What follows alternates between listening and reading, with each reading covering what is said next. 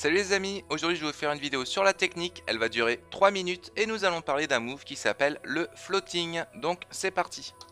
Alors premièrement, qu'est-ce que c'est que le floating? Le floating c'est un bluff, l'objectif de ce bluff ça va être un peu comme à l'aïkido où on va utiliser l'agressivité de notre adversaire pour la retourner contre lui.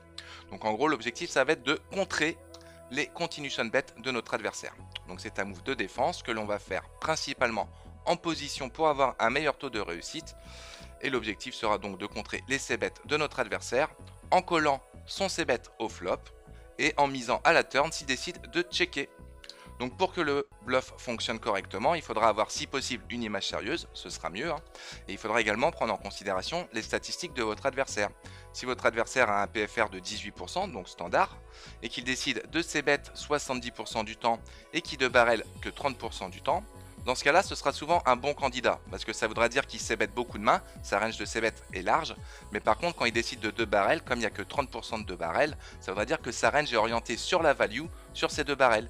Et s'il décide de checker, ce sera souvent un signe d'abandon. Donc dans ce cas, quand vous miserez demi-pot, vous aurez une bonne fold d'équité pour faire abandonner votre adversaire, tout simplement. Vous pouvez également aller plus loin dans les stats en regardant son pourcentage de check fold à la turn. Parce que plus son pourcentage de check fold à la turn sera élevé, et plus vous aurez encore de FE pour gagner ce coup-là, tout simplement. Enfin, on va pouvoir parler de reverse float. Le reverse float, ce sera un floating que l'on fera hors de position. On pourra également parler d'induce float. Alors les induce float, c'est lorsque vous avez le lead, que vous décidez de c-bet. Votre adversaire décide de call, mais vous voyez qu'il a un fort taux de call au c-bet. Et vous voyez que souvent, il va miser à la turn si vous décidez de pas de barrel. Dans ce cas-là, vous pourriez checker vos mains en value pour que vilain décide de bet à la turn, tout simplement, et vous prendrez plus de value. On peut également parler de delayed float.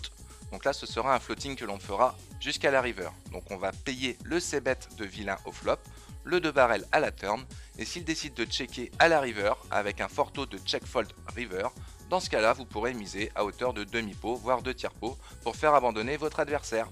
Voilà, cette vidéo se termine, j'espère qu'elle vous a plu. N'hésitez pas à la liker, à faire un petit commentaire, à la partager. Et sur ce, je vous dis good luck aux tables!